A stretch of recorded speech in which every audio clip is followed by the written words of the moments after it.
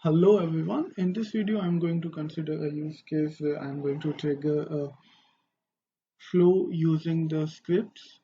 So we have a couple of out-of-the-box available APIs which can be used to trigger a subflow via a script or to cancel a flow as well. So the use case would be something like I have a field on my incident form which gets set to a particular date, and when that particular date is reached, then I need to send out an email notification to the person to whom the ticket is assigned to. So let's design a flow first, and then we'll jump on to the script part to trigger the same. So first of all, I need to go to my flow designer. Here I am in the subflows tab, and I'll select new subflow.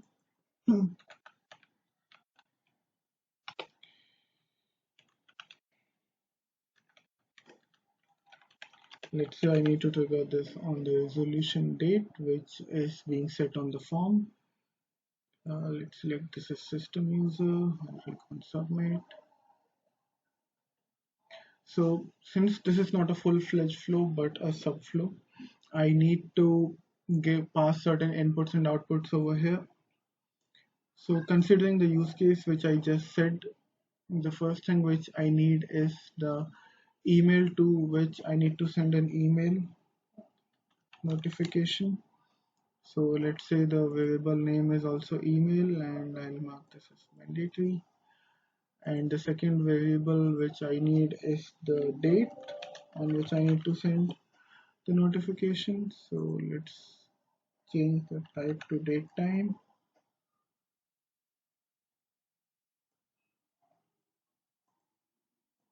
and I'll make this one as well mandatory. Now the next part is to wait for a certain duration of time, and that duration time is the date in the future. So I will select this flow logic, and the duration type I would select as relative. I need to wait 0 hours after my due date, which means immediately after my due date I need to send this email. Based on the organizational setup that you guys might be having, you can also select a particular schedule. I don't have one, so I'll click on done for now, and then I need to send out an email. That can be done in three ways. First is, if I don't have those fancy emails in my organization, I can simply write the one liners over here saying that, hey, this incident is pending at your end, please take certain action. If they are out of the box, or maybe your organizational specific email notifications that you have formatted, which uses certain mail scripts in the backend, so you can use the send notification option and select the notification from the lookup. And the third option is trigger an event from this particular flow based on which a particular notification would be triggered. So any which ways can be selected. For now, I'm going to select send email. I'll simply add a one-liner.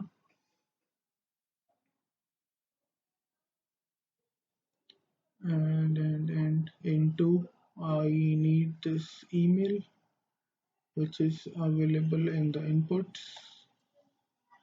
Subject is, let's say, please take action on the ticket, and here anything can be added. Ticket is pending resolution.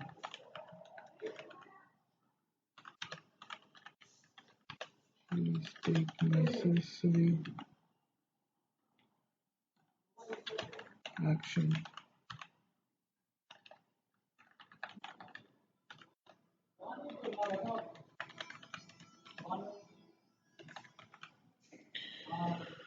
Alright, let's click on done, and I think I'm done with my flow.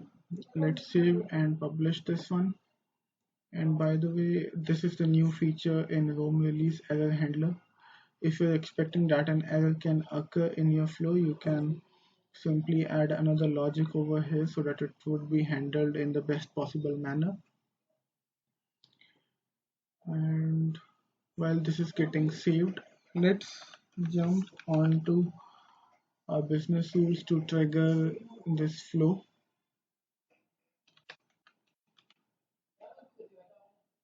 Mhm. Yeah, this is published now.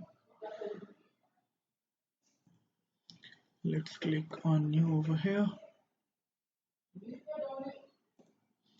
Let's give it a name, trigger subflow for solution date. This is advanced and I want to trigger this before update. And now coming to my script part, let's create a variable first to store the context ID, and then I am going to use the script. So we have out of the box available Flow API, which contains a function named start subflow. This accepts two parameters. First parameter is the name of my subflow, and the second is the inputs that we need to pass to the subflow. This is the input part which we have already configured. So now coming to the name of my subflow, I can simply copy it from here.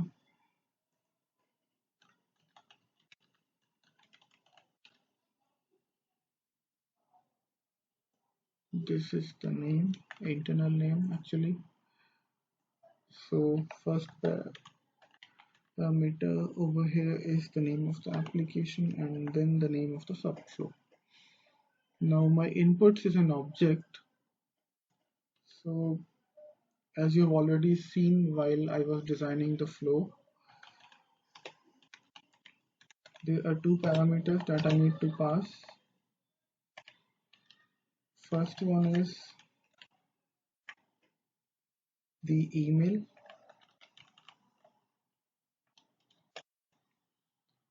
So I can easily fetch it from current.assign to.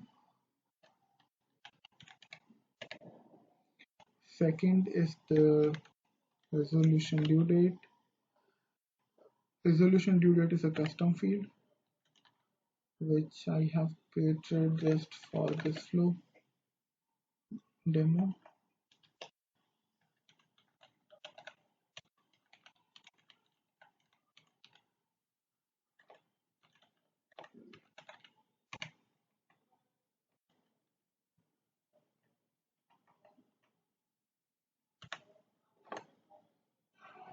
So now I have passed the email and the due date, and I have written the script so that the flow is triggered.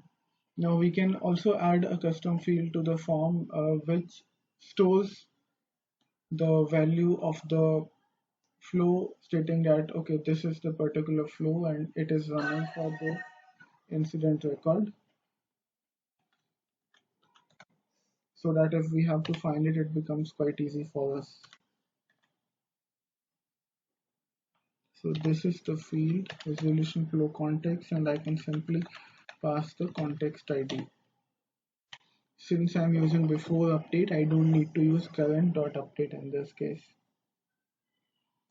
Okay, so I think this is pretty much it. Let's save this record. Now next step is to test this out, and I am going to navigate to incidents.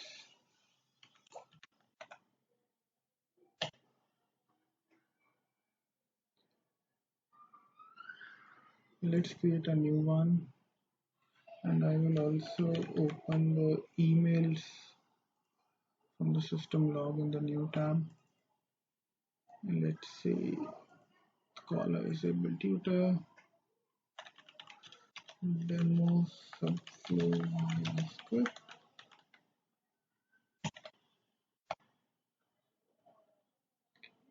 and this is my resolution due date. Let me save this incident record.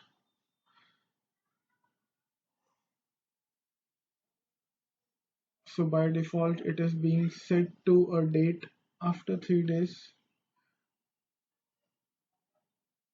So I have written my business rule for before update. So let me update this to the same date, and I'm going to change it to a time after, let's say, 1 minute, and I'll save it again. And after a minute there should be an email in my email log stating that whatever content we wrote in the flow designer for the email. Meanwhile, let's go to the context and see if my flow has actually triggered or not.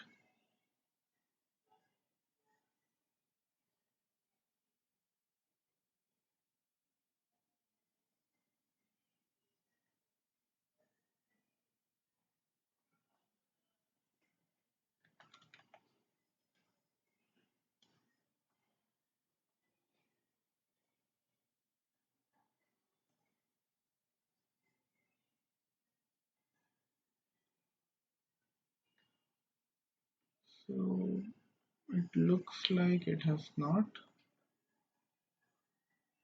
Okay. So the possible reason for that is what were the conditions we gave. This should not be empty and this should not be empty as well. So let's assign this ticket to a user. Okay. HR admin is working on this ticket now.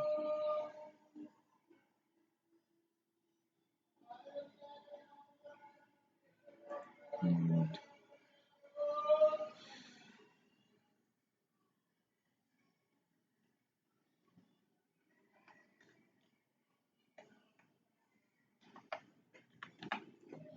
I have modified the time as well to be after 5 minutes.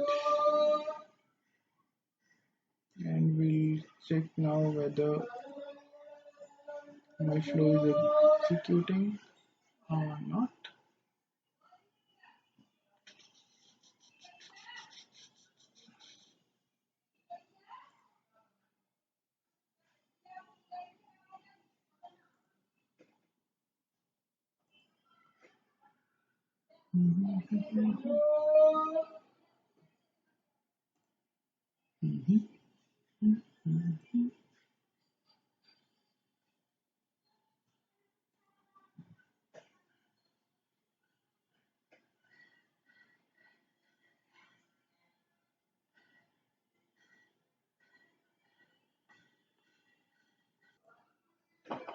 Looks like there is an issue which is not allowing us to start the flow. So let me add some logs in my business rule. And for this reason, it is always recommended that we include our code within try-catch blocks. So we'll do that now. Okay, then here goes my catch block.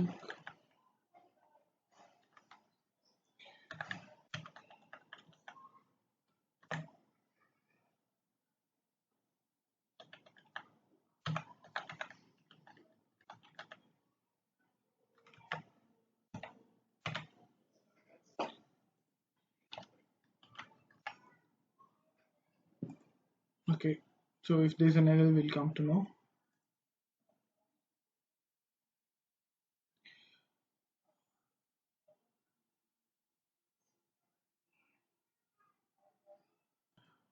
Looks like I've already found it. So this is not global but global. Human error. So I'm going to save this and retrigger.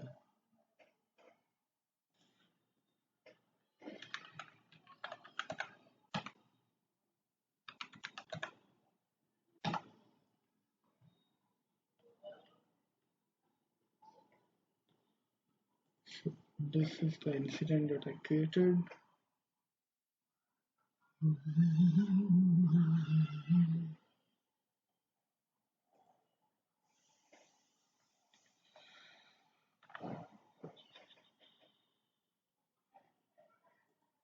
If I save this record now, I'm expecting that a flow should be triggered because now my script is all right.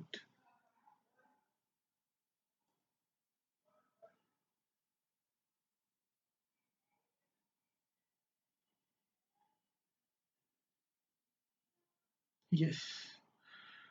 So you can see that the resolution flow context field is updated with the flow, and we can also check that particular flow in this list.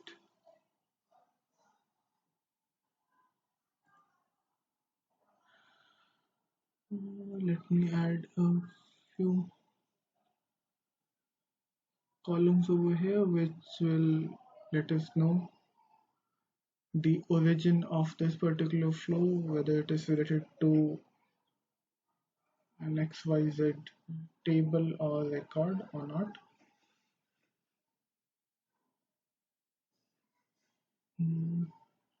This is actually not true.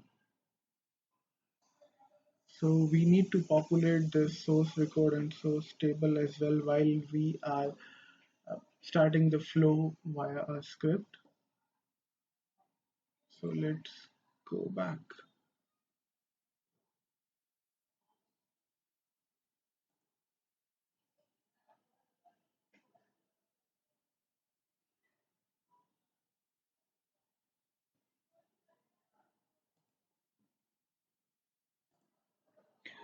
So now here what I'm going to do is I'm going to glide through the flow context table and update the source record.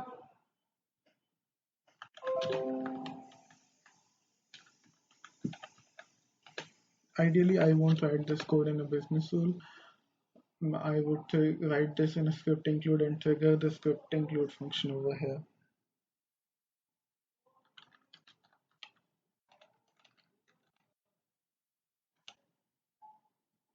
The name of my table is flow context.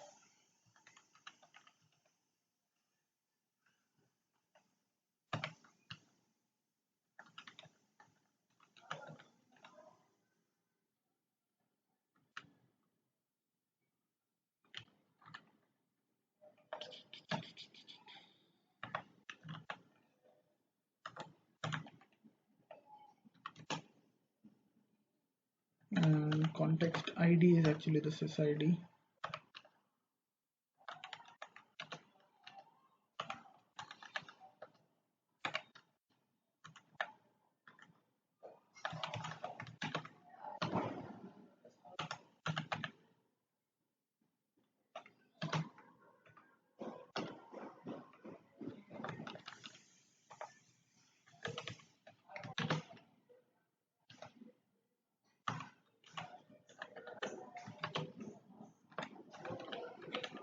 So the field name is source underscore table, and I can get the table from get table name, and again the other field is source record.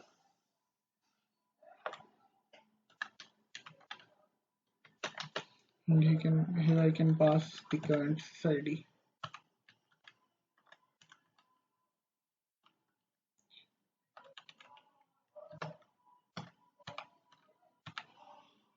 And I'll simply call the update function then.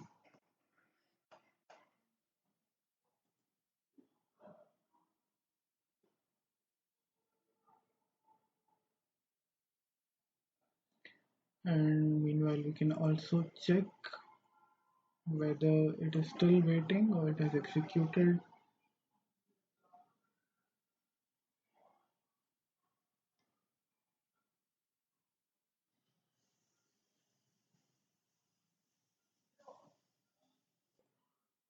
It's waiting. And here also I can go to my subflow and click on the executions to check how many times it has been executed. Now, since I made certain changes to the script, let's go back to the incident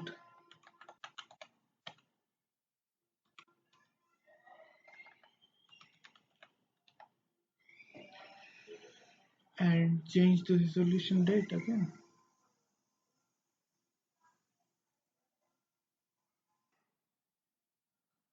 So I'm going to make it 21.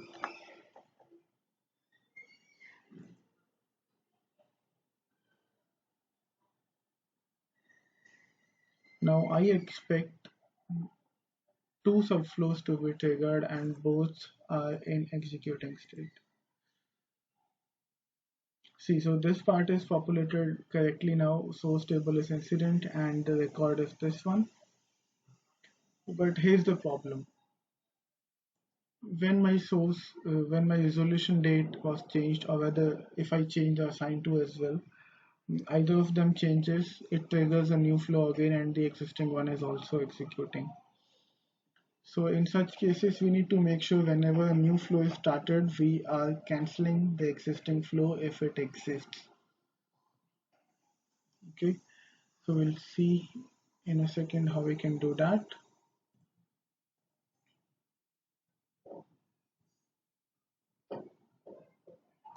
So there are a couple of ways this can be done.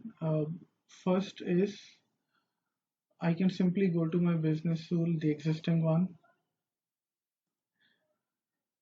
and I can add if else condition.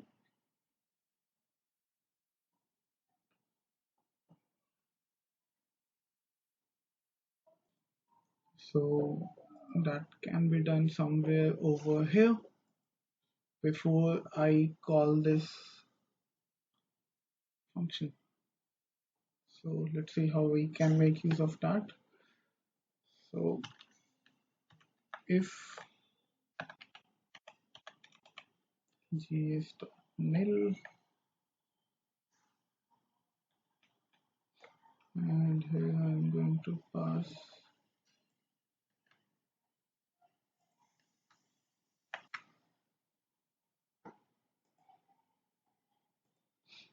so if it is not empty, then first this piece of code, whatever I'm going to write here, will execute. So if the flow is already complete, I don't want to do anything, let it stay complete. But if it is executing, whether it is waiting for something or maybe it is in progress, then only I need to cancel the flow. So I'll copy this piece of code.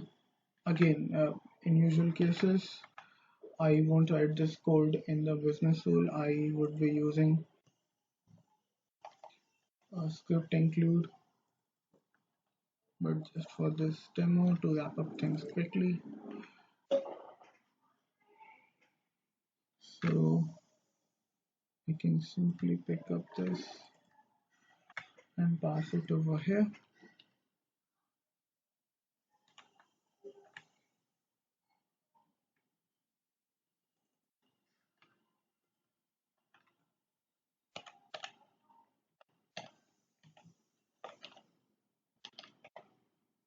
And here I can check if the existing flow is in waiting state.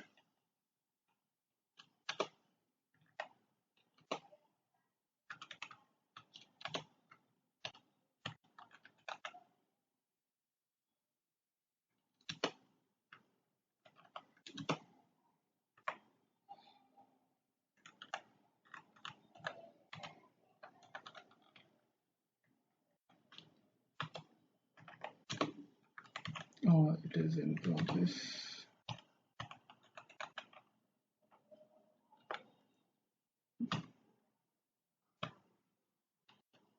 So I can again simply use the out of the box flow API, and there's a function called cancel, which again accepts two parameters.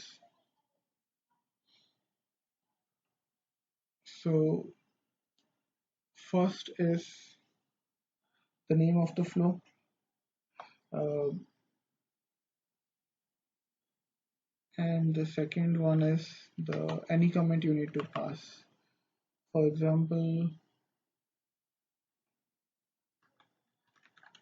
assign to or you did changed new flow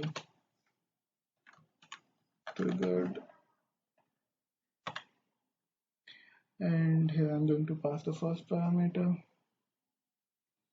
which is, sorry, not the name but the sys ID.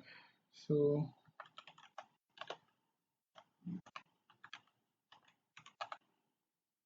or I could also pass this current dot resolution flow context. So what else I need to do?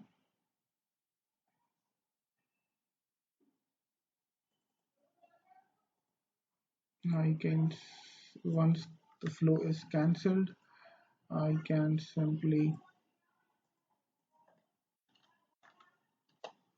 set it to be as empty.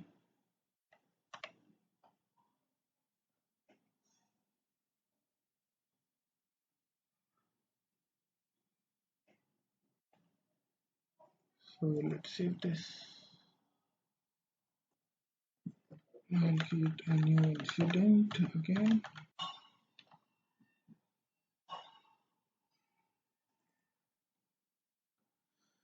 Event tutor, short description, then subflow, start, cancel via script.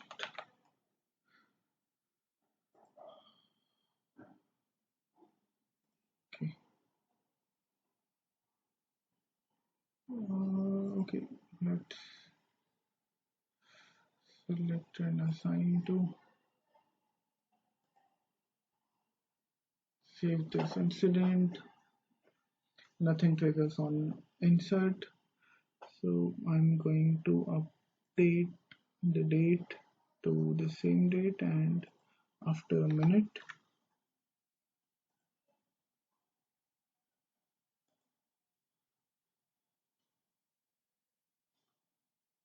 So resolution flow context is not empty.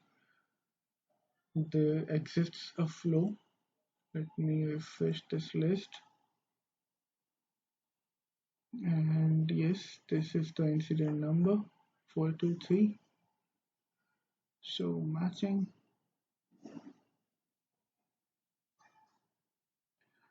So it is waiting for something, and let's say if I change it to 30 instead of 29, my existing flow should be cancelled and the new one should be the only one that is currently executing. Let's refresh the list. See, the existing one is cancelled and this one is in waiting state. Let's wait for a minute for the notification to be triggered. While we are waiting, so the assigned to user is Guillermo Folic, and if I go to the emails, so I have an email triggered, and I can also verify the content by clicking on preview email. So flow works perfectly fine. Now let's verify one more thing. So this is in complete state now, and if I make any changes over here, the previous one should not be cancelled. Let's save it.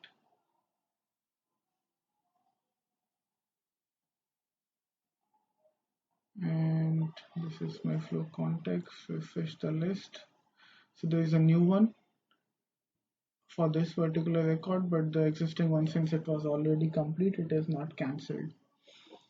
So this is pretty much it, and this is how we can trigger a subflow via scripts or cancel it. This was just one such use case, but there are multiple other use cases that can be followed, and it's well everywhere. Thank you so much for watching, and don't forget to subscribe.